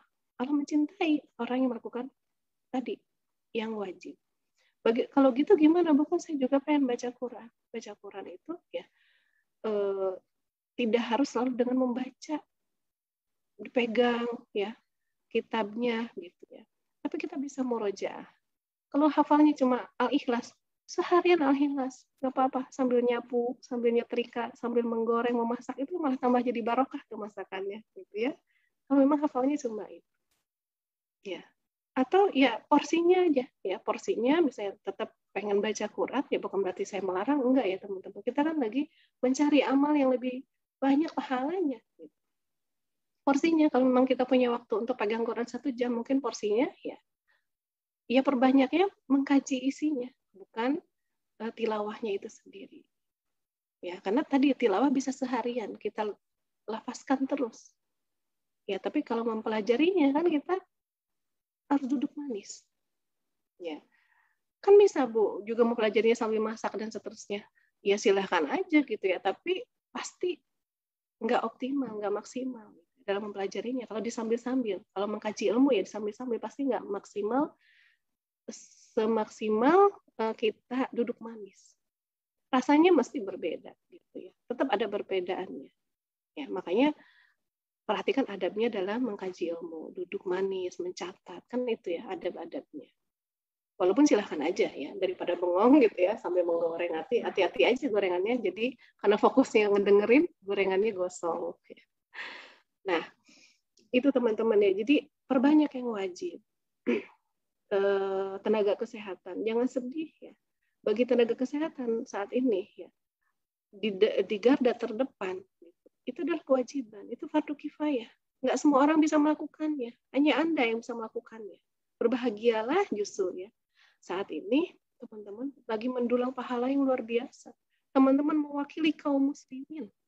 Ya, fardu kifayah kan begitu. Saat orang bisa melakukan yang fardu kifayah, maka teman-teman mewakili seluruh kaum muslimin. Kalau kaum muslimin sekarang ada 2 miliar atau lebih kaum muslimin di dunia, teman-teman sedang mewakili mereka di garda terdepan menghadapi pandemi. Coba pahalanya gimana kira-kira. Jadi nggak usah sedih, itu pun amal soleh. Seorang ibu tadi lebih sibuk akhirnya ya karena anaknya 5 mungkin ya, nongkrongin yang daring, bantuin apa namanya itu, mengisi bukan mengisi, bantuin kalau anak nggak ngerti kan kita yang bantuin ya. Kita harus belajar lagi mungkin matematika yang udah kita aja dulu sebel gitu ya matematika itu gitu, tapi demi anak membantu dia lebih cerdas dan seterusnya kita pelajari lagi tuh matematikanya walaupun pusing-pusing ya. Belum mikirin apa namanya itu sembako tambah mahal dan lain-lain. Nah tapi masya Allah ibu-ibu ya, sahabat solihah semua, itu adalah fardu ain bagi seorang ibu ya. Berbahagialah gitu ya. Allah kasih kesempatan itu justru gitu ya di masa pandemi ini. Pahala yang luar biasa.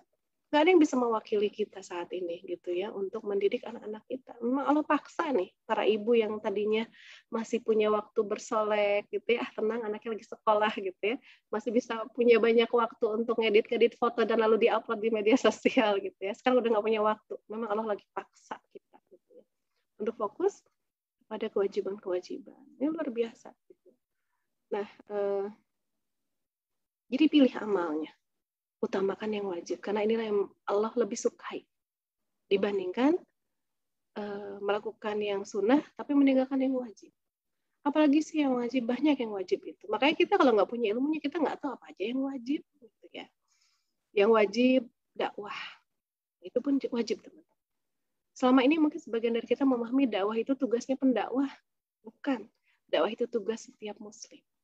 Ya, surat An-Nahl 124 silahkan nanti dibuka ya teman-teman ya. Yang artinya ya serulah ya manusia itu kepada jalan Tuhanmu. Ya. Jadi serulah siapa yang diminta oleh Allah? Kita semua kaum muslimin diminta untuk menyeru. Menyeru siapa? Menyeru manusia kepada jalan Tuhan, kepada jalannya Allah, kepada Islam. Ya, jadi perintah dakwah itu banyak atau ada hadis ya. Man ra'a minkum munkaran. Barang siapa yang melihat kemungkaran, ya, apa kata Allah? Falyughayyirhu biyadihi, maka cegahlah dengan tanganmu. Fa ilam yastati, ya, tapi ya jika dia tidak bisa melakukan hal itu, fa bilisani, maka dengan lisannya. Fa ilam yastati, fa biqalbihi. Jika tidak mampu, maka dengan hatinya. Wa ulaika ada aful iman, dan itu adalah selama-lamanya iman. Nah, man ra'a minkum, man ya, siapa saja seseorang minkum di antara kalian. Ya, berarti kalian kaum muslim siapa aja ya. Mau dia itu ahli agama atau bukan, dia itu pedagang, tukang beca, ya guru, atau dia itu pengusaha, atau dia politikus, atau dia ibu rumah tangga, atau dia apapun dia, siapapun dia diseru dengan seruan ini.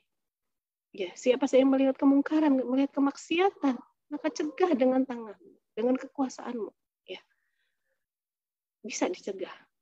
Ya, kalau kita misalnya istrinya presiden, cegah ya gitu. Paksa suami kita gitu ya untuk menghilangkan kemungkaran-kemungkaran, bikin undang-undang gitu ya. Untuk menghilangkan kemungkaran-kemungkaran yang ada. Nah, seperti itu. Kalau nggak bisa dengan lisan, kasih nasihat, ya, ditegur dan seterusnya. Atau kalau nggak bisa, hati kita setidaknya tergerak untuk tidak mengakuinya, tidak meridhoinya. Ya, tapi itu selama-lamanya iman. Ya udah deh, saya mah di hati aja. Udah 5 tahun ngaji, Ibu masih di hati aja.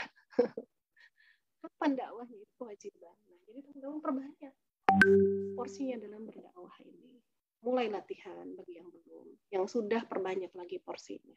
Karena ini adalah amalan yang dicintai Allah. Ya. Bahkan dibandingkan amalan-amalan lainnya teman-teman, ya, dibandingkan amalan sholat dan lain-lain, ya, dakwah ini lebih utama dari sisi pahalanya. Lebih banyak lagi, ya, pahalanya. Ya, kalau kita puasa, sholat, pahalanya besar banget. Jihad besar banget, tapi buat siapa? Buat kita saja. Ya. Tapi ketika kita menyeru orang lain yang akan makin taat, makin beriman kepada Allah, tambah banyak. Dan kita akan dapat pahala dari pahala orang tersebut. Maka memang ini adalah kewajiban yang utama di antara kewajiban-kewajiban lainnya, yaitu berdakwah. Semangat ya teman-teman, karena ini kewajiban. Nggak bisa diwakilkan. Ya, saya bayar deh, wakilin ya Tayani, wakilin saya melaksanakan kewajiban dakwah. Tayani minta bayaran berapa?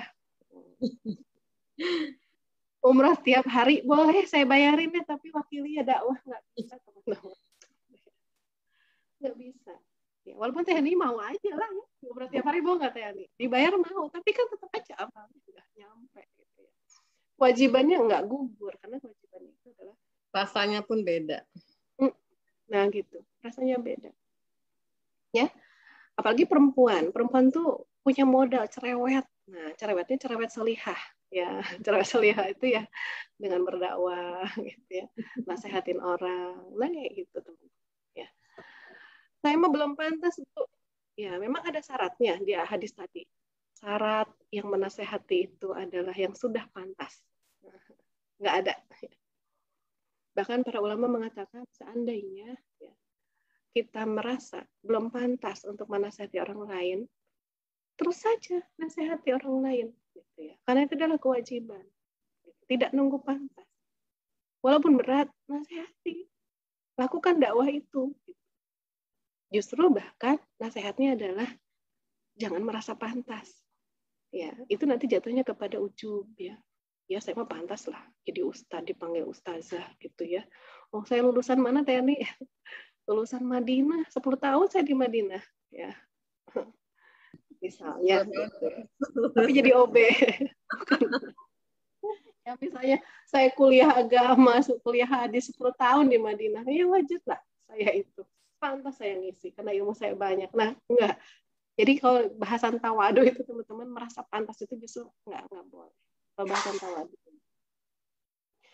Hatinya betul-betul dijaga pas kita nih nasihati. Bukan karena kita lebih baik dari dia, bukan. Ini karena perintah Allah gitu ya. Justru dijaga, merasa tidak pantasnya dijaga. Ya, itu. Kemudian udah jam berapa Tani? Jam 6:30 lewat. Ya, oke. Yang kelima, nah jangan lupakan pahala yang satu ini. Ya, ini memang sunnah, tapi ini luar biasa. Ya. Memberi makan orang yang berpuasa. Man fatoro, barang siapa ya. So iman kana lahu mislu ajri. Ya. Siapa memberi makan orang yang berpuasa, maka baginya pahala seperti yang berpuasa tadi. Ya. Tanpa mengurangi pahala orang yang berpuasa itu sedikit pun juga. Nah, teman-teman, pahala puasa kita, amal-amal kita di bulan Ramadan ini bisa jadi nggak diterima sama Allah, ya. Mungkin niatnya udah lurus, caranya udah benar. Abis itu ujub, abis itu sum'ah, ya. Ujub itu berbangga diri, aku dong, banyak amalnya, ya. Sum'ah itu apa? Menyampaikan, membicarakan amal kita. Aku tuh tadi tuh, hari ini tuh ya. Saya ini tahu nggak, saya kemarin khatam dong. Baru hari keempat khatam. Tahu nggak Teh Ani? Ya. Khatam apa dulu? Ya. Misalnya sum'ah hilang tuh, dengan sum'ah itu pahala kita. Ya. Atau mungkin ya tadi ya ujub, sum'ah. Nah itu bisa menghilangkan pahala. Tapi kita masih punya cara lain untuk mendulang pahala. Apa? Memberi makan. Siapa yang diberi makan? Orang yang berpuasa. Akan dapat pahalanya orang itu. Ya, dia mungkin puasanya puasa ya, menahan diri kan. Saum ya, menahan diri. Mungkin dia menahan diri tidak hanya dari lapar minum orang itu. Ya, bayangin kita ngasih makan hafiz Quran. Dapat tuh pahalanya. Mungkin sehari itu dia menahan diri dari apa ya? Menahan diri dari pembicaraan yang sia-sia. Dia terus merojaah. Dapat tuh kita pahalanya. Ya. Jadi ini tidak ada pengkhususan untuk ini. Apakah harus sama orang miskin? Ya? Du'afa? Enggak. Karena ini adalah hadiah. Memberi makan orang yang berpuasa. Mau kaya, mau miskin. Nah, cari itu. Ya. Yang tidak hanya membutuhkan gitu ya, tapi cari orang itu kita yakin amal puasanya lebih banyak. Ya. Cari itu ya. Mungkin tadi para penghafal Quran ke pesantren ya, kemana ya. Nah, itu kirim makanan ya. Walaupun dengan sebutir kurma yang kita punya. Atau masa saya mau ngirim ke tetangga punya sebutir kurma, enggak apa-apa, insya Allah gitu ya. Kita dapat pahala puasa orang tersebut. Nah gitu teman-teman ya. Jadi mendulang pahala, jangan sepelekan nih yang ini nih. Ya masih bisa kita lakukan kok di masa pandemi. Ya perbanyak lagi. Nah, dan yang terakhir apa nih? Udah terakhir aja ya. Nah, ini nih. Tadi ya, sunnahnya, ini memang sunnah, tapi dari sunnah itu kita bisa dapat pahala amalan wajib orang-orang yang kita berikan tadi ya. Berikan makanannya. Atau bisa jadi memberikannya tidak pas buka puasa aja. Memberi makanan sahurnya. Nah, bisa itu. Karena dengan makanan yang kita berikan, dia punya tenaga luar biasa untuk menjalani Ramadannya di hari itu, menjalani saumnya di hari itu, dapat juga pahalanya kita, ya, insya Allah. Nah, kita dapat pahala duhanya dia, kita dapat pahala mengkaji ilmunya dia, kita dapat pahala apalagi teman-teman ya, berzikirnya dia, bertaubatnya dia, bisa jadi kita zikir taubatnya juga nggak diterima, tapi kita dapat pahala dari orang-orang yang kita beri makan tadi, ya. Dan disunahkan bagi orang yang mendapatkan makanan, ya. Nah, ada doanya. Doakan. Ya. Allahumma at'im man at'amani ya wasiman saqani. Ya Allah, berilah makanan orang yang memberi aku makan dan berilah minuman orang yang memberi aku minum. Atau Allahumma barik lahum fi ma razaqtahum waghfir lahum warhamhum. Ya Allah, berkahilah rezeki yang Engkau anugerahkan kepada mereka. Ampuni mereka dan berikanlah rahmat kepada mereka. Nah, ini doanya. Terakhir, teman-teman, apa yang bisa kita lakukan? Buat schedule, ya. Buat perencanaan. Kita tuh mau ngapain tadi nih ya? Perbahnya, ya. Beda orang yang bikin rencana dengan yang tidak bikin rencana. Nanti ngalir gitu aja. Tahu-tahu udah mau maghrib. Tahu-tahu udah mau lebaran lagi, saya perasaan belum bikin amal apa-apa. Nah, tapi kalau udah punya perencanaan, ya perbanyak perencanaan ya teman-teman ya. Jangan cuma bikin rencana 2. Kalau gagal berarti cuma 1 yang berhasil. Bikin rencana mungkin 100 rencana, kalaupun gagal mungkin ya, kalaupun setengahnya ada 50 yang berhasil kita lakukan. Ya, seperti itu. Nah, itu mungkin teman-teman bisa saya share hari ini. Mudah-mudahan apa ya, Allah berikan kita taufik ya untuk bisa melaksanakannya 6 poin ini ya setidaknya. Saling mendoakan ya, semoga Allah berikan taufiknya itu kepada kita semua. Amin ya rabbal alamin. Alhamdulillah Teh Yani, maka saya serahkan ke Teh Yani acaranya.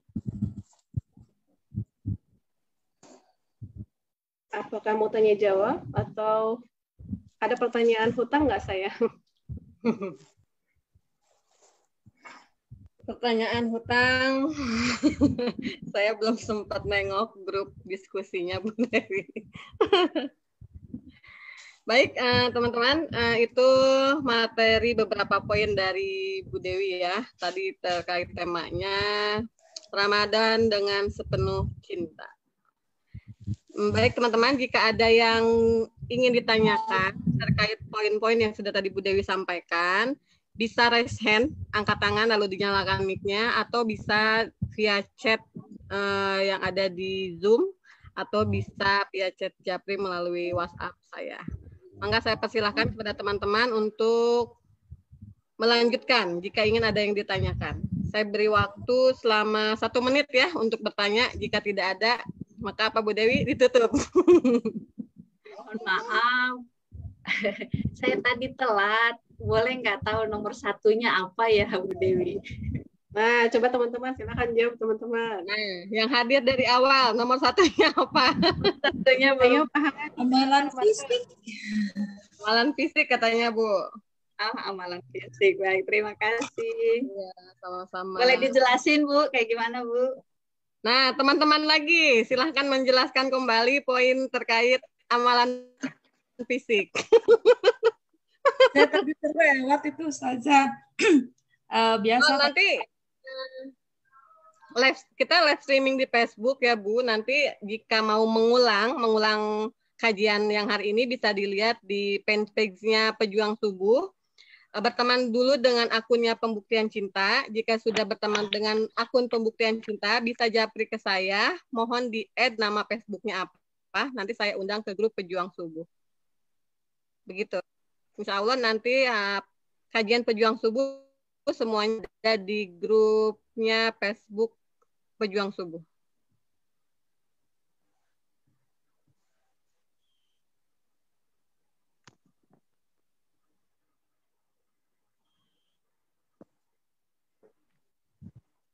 Gimana teman-teman?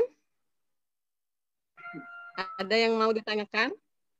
Jika Kalau tidak nggak ada, Tayani ditutup aja ya. Yuli Arsi Tayani raise hand. mana ya? Oh ya, mangga Bu Yuli. Assalamualaikum warahmatullahi wabarakatuh. Waalaikumsalam warahmatullahi wabarakatuh. Waalaikumsalam warahmatullahi wabarakatuh. Bu Yuli sehat? Alhamdulillah Bu Dewi sehat. Aduh, kangen ya. Iya. Alhamdulillah. Izin bertanya Bu Dewi. Iya, mangga Bu. Ini terkait Izinkan menjawab Bu Dewi.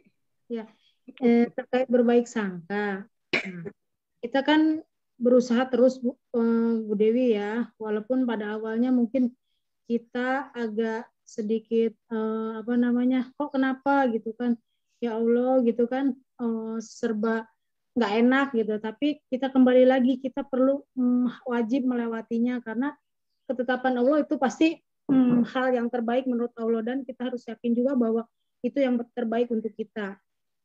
Nah, jika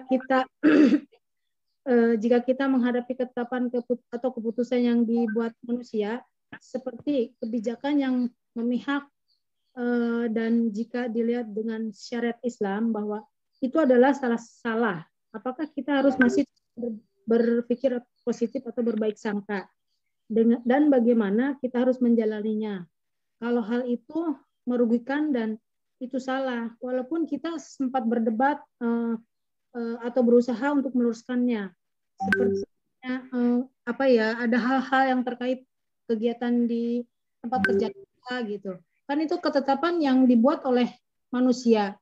Itu bagaimana, apakah kita tetap berbaik sangka kepada orang yang membuat kebijakannya atau ya mau tidak mau kita menjalaninya gitu. Itu bagaimana Bu Dewi?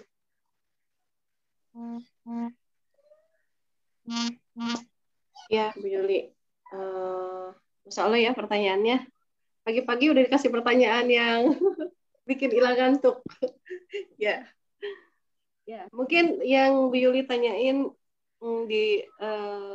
dirasakan juga oleh sebagian teman-teman yang lain ya, di mana memang kita saat ini mungkin seperti yang dikatakan oleh hadis ya, menggenggam Islam itu seperti menggenggam bara api, gitu ya. Memang butuh energi gitu untuk tetap taat dalam syariat ya, di tengah-tengah kondisi kehidupan yang memang serba sekuler ya, jauh dari agama, memisahkan diri dari agama.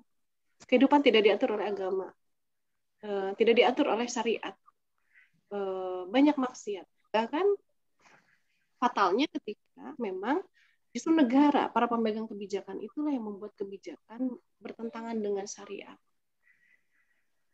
Jadi mau tidak mau kita itu dalam keadaan tertentu terpaksa, bahkan memang dipaksa untuk taat kepada selain syariat, gitu ya.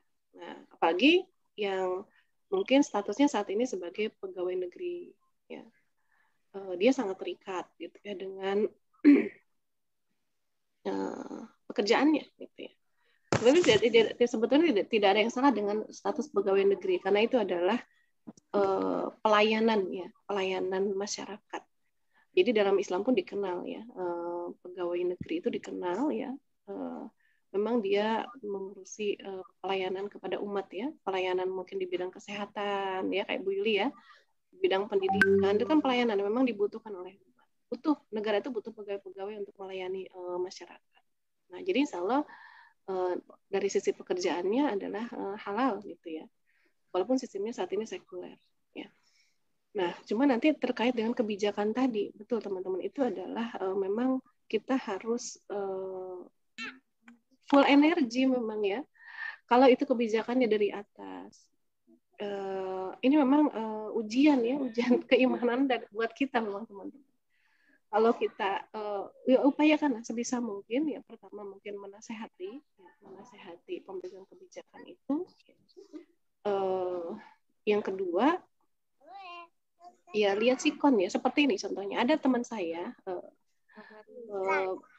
bidan, ya, beliau itu bidan dulu pernah cerita, karena mungkin beliau di puskesmas juga ada target-target, gitu. Misalnya target penurunan angka kelahiran, ya. Ada target sampai di angka akan targetnya itu biasanya.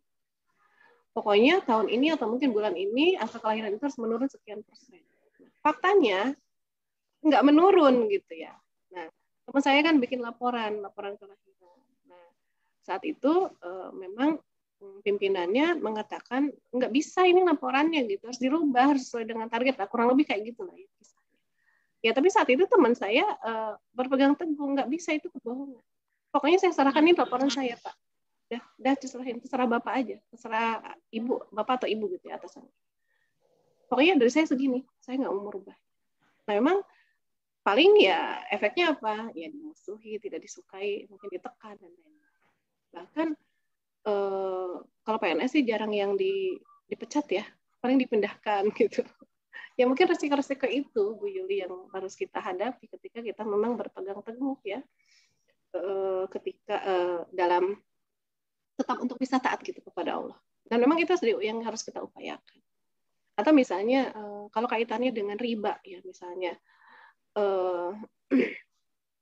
gimana pun gaji kita misalnya otomatis masuknya ke bank yang dia itu akadnya riba, gitu ya. Apa namanya itu? Saat itu, ya, kita karena itu terkait dengan sistem, nggak bisa menolak. Nah, paling meminimalisir apa misalnya. Jadi ketika gaji itu turun, ya, kita jangan tunggu sampai kita dapat bunganya, langsung tarik, ambil, pindahkan, ya, ke dompet kita, ya, atau ke peti atau kemana, gitu ya, atau ke tabungan yang syariah, ya. Syariahnya juga harus hati-hati, ya, karena tidak semua tabungan syariah ini memang sudah sesuai dengan syariat. Ya, saya dapat cerita dari apa namanya suami, ya. Nah, suami memang di bidangnya ekonomi syariah. Nah, jadi beliau tuh bercerita bank-bank syariah ini, ya, yang sekarang marak banyak di Indonesia, mereka itu untuk apa namanya itu memiliki bank tersebut, ya, buka cabang, misalnya bank ini dia konvensional, terus dia mau buka yang syariah. Nah, itu cukup diberi pelatihan 3 hari saja. Jadilah bank syariah itu, gitu ya. Padahal syariat, kalau bicara bank syariah, kita itu kan nanti akan sangat tahu dengan akan berbenturan dengan akad-akad, ya. Akad-akad itu terkait dengan fikih. Bayangkan, apakah belajar fikih cukup 3 hari saja? Ya, jadi kebayang banyak sebetulnya di bank-bank syariah saat ini akad-akad yang sebetulnya belum sesuai dengan syariat. Jadi kalaupun mau minimalisir akad itu teman-teman ya, di bank syariah itu tabungannya yang wadiah ya, yang dia 0 bagi hasilnya.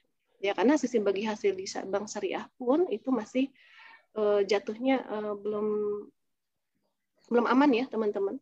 Ya. Belum masih ada keharaman akad-akad yang batil. Yang itu akhirnya merusak kehalalan dari harta kita. Nah, jadi kalaupun kita terpaksa tadi dengan sistem ya, misalnya Bu Yuli, karena kan saya tidak tahu juga kasus detailnya Bu Yuli ya, misalnya kalau kasusnya seperti itu, gaji harus masuknya ke ini konvensional, langsung tarik aja, itu mungkin ikhtiar yang paling bisa kita lakukan, langsung tarik, tidak sampai terjadi bunga di situ. Lalu pindahkan ke tadi tabungan yang wadiah tadi. Nah, itu mungkin Bu Yuli sementara, karena kalau kasusnya lebih pribadi bisa nanti Japrian aja Bu Yuli. Kan kita udah lama juga nggak ngobrol. Ya, Japri aja Bu. Jazakillah khair. Iya Ki. Japrian, aku nggak diajak. Bentar, ininya aja, beritanya aja. Ntar aja. Nanti ya di seputar Indonesia atau di mana juga ada beritanya. Ya gitu ya. Nanti dilanjut via katanya. Ya, syukron. Ini mungkin ada satu pertanyaan lagi ya untuk dijawab. Karena baru jam 6:55 menit. Bu Dewi, Assalamualaikum. Dakwah itu kan wajib untuk setiap muslim. Tapi ketika menyampaikan yang kita sering kali orang bilang kita aja masih berantakan kok nasihatin orang. Jadi suka minder. Itu gimana Bu Dewi? Ya, tadi ya.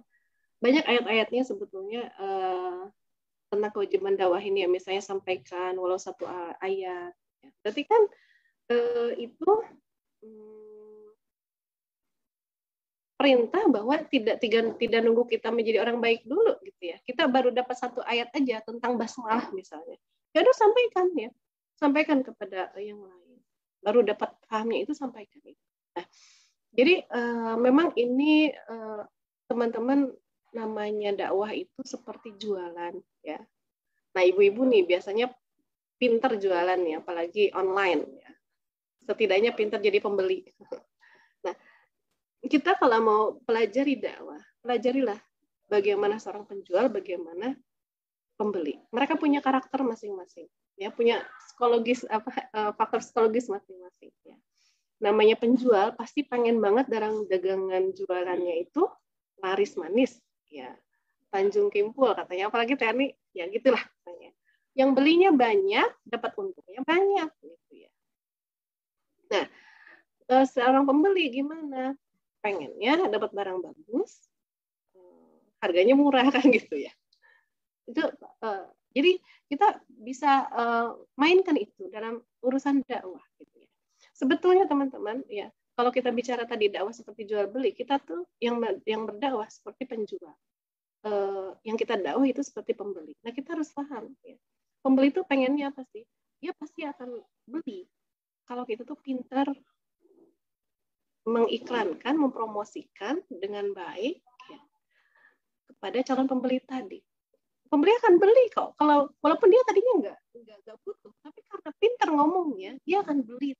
Bahkan dia bisa borong. Karena ini barang bagus banget nih. Gitu. Ya berarti kan memang butuh latihan kita untuk menjadi seorang pedagang yang handal. Pedagang pasti akan menemukan klien yang mungkin kita udah, menurut saya ini barang bagus banget nih. Tapi kita pasti akan menemukan klien, calon pembeli gitu ya. Ini jelek banget sih barang, mahal banget. Saya bisa beli Tanah Abang sekian ini ya. Kita akan menemukan pembeli yang begitu. Ya. Apa sih, Anda nggak profesional banget jadi penjual, kita akan menemukan pembeli yang begitu juga. Ya, apakah setelah pas kita nih sebagai penjual ada pembeli kayak gitu, kita terus berhenti jualan, terus kita baper down gitu ya, nggak mau jualan lagi? Saya yakin biasanya terus maju, jadi jadi belajar. Oh, aku harus meningkatin kualitas. Karena saya itu butuh dengan ininya, apa namanya itu, butuh apa ya teman-teman? Butuh laba aja gitu ya, butuh uang gitu kan, kita mau cari uang kan jualan itu. Butuh dananya, butuh penghasilan. Makanya dia akan meningkatkan kualitas. Nah, jadi berarti kuncinya apa? Kita pertama pahami betul dulu bahwa dakwahnya adalah kewajiban. Kedua, kewajiban kita butuh pahalanya. Ya. Butuh banget gitu, dan ini dikatakan kewajiban yang utama. Ya, pahalanya lebih tinggi dibandingkan pahala kewajiban yang lain. Tadi yang seperti saya jelaskan. Jadi kalau kita udah merasa butuh, ada orang yang bilang gitu sama kita, itu jadi penyemangat. Oh, saya harus ningkatin kualitas. Karena saya layakan diri, bukan berarti layakan diri dulu berarti dakwahnya, bukan. Ya sambil jalan, sambil layakan diri. Karena memang tadi butuh kepercayaan memang dakwah itu, teman-teman. Sama seperti penjual kan, dia awal jualan mungkin orang masih, ini produk apa sih? Masih meliriknya sebelah mata. Atau mungkin nggak ngelirik sama sekali. Masih mending kalau diliriknya sebelah mata. Gitu ya. Lama-lama kan dua-dua matanya melihat. Gitu. Itu ya. Jadi ilmu marketing itu, marketing jualan itu bisa dipakai di dalam marketing dakwah. Yang tadinya orang yang mungkin sebel lihat sales ya, coba kita mungkin gitu ya. Kalau lihat sales itu kan sebel. Wah, pasti dia baik-baikin aku nih gitu ya. Tapi lama-lama ternyata barangnya bagus, kita beli gitu. Kan pintar-pintar sales itu untuk nyelek kita, untuk baik-baikin kita. Nah, begitu pun kita dalam urusan dakwah. Ya, nggak apa-apa.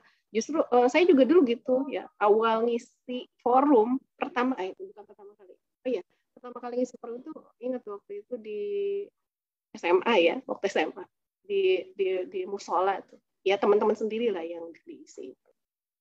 Tapi ngisi forum luar itu ya, saya ingat waktu itu baru punya Rahma kalau nggak salah ya. Pertama kali ngisi forum luar itu saya langsung di forum itu ada satu ibu yang sangat vokal, pokoknya ngejatohin deh gitu. Ya, memang down pertama kali waktu itu, down banget gitu ya, pertama kali ngisi langsung di ini gitu, dijatohin di depan forum sama ibu ini. Jadi beliau membantah apa yang saya sampaikan, salah gitu, yang saya sampaikan itu salah gitu. Sebetulnya perbedaan fikih aja waktu itu. Bikin down, tapi setelah itu ya memang kita butuh banyak motivasi ya dari para guru ya, sampaikan ada kita merasa begini nggak apa-apa ya, itu justru jadi pelajaran. Oh ya, ternyata saya kurang tepat ya, bahkan salah gitu ya. Pertama ngisi langsung bicarain syariat, lari orang tuh kabur, takut ya. Harusnya apa, akidah dulu gitu ya, bicarain ya akidah dulu.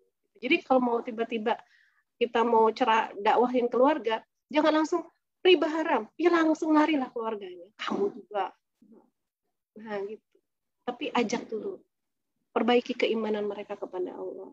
Ya, untuk apa kita hidup dan seterusnya. Memang kita perlu mengkaji terus, jadi nanti belajar lagi. Oh, justru kalau ada teguran, ada respon dari orang, itu jadi bikin kita mikir untuk jadi lebih baik lagi tadi. Ya, jadi terus aja semangat. Ya, itu caranya Allah mendewasakan kita. Itu caranya Allah supaya kita belajar lagi dari kesalahan. Oh, kalau kemarin dibilang kamu perbaiki dulu diri dulu lah, jangan nasehatin lah gitu. Oh, berarti ya mungkin itu pesan dari Allah juga gitu ya. Oke, siap. Nah, itu mungkin ya, nggak bisa panjang-panjang lagi karena saya ada forum berikutnya lagi ya, Teh Yani. Udah habis juga waktunya ya. Ya, mohon maaf lahir batin ya, semoga bisa bermanfaat sedikit ya, walaupun sedikit tapi bermanfaat untuk teman-teman. Ya, ya, terima kasih banyak Bu Dewi atas pemaparan hari ini ya. Ada beberapa poin yang sudah Bu Dewi sampaikan. Saya harap minggu depan teman-teman berbagi review tanpa harus menunggu terlalu lama. Jadi mangga buat teman-teman jika ingin mengkaji ulang kajian hari ini bisa lihat di fanpage-nya Pejuang Subuh. Ya, insya Allah nanti setelah ini ada kajian tafsir. Insya Allah nanti saya share di grup Pejuang Subuh. Baik teman-teman, kita tutup kajian ini dengan membaca hamdalah, istighfar, dan doa penutup majelis. Alhamdulillah. Rabbil alamin. Subhanakallahumma wa bihamdika. Sekian dari saya. Assalamualaikum warahmatullahi wabarakatuh. Waalaikumsalam warahmatullahi wabarakatuh. Ibu Teh Yani.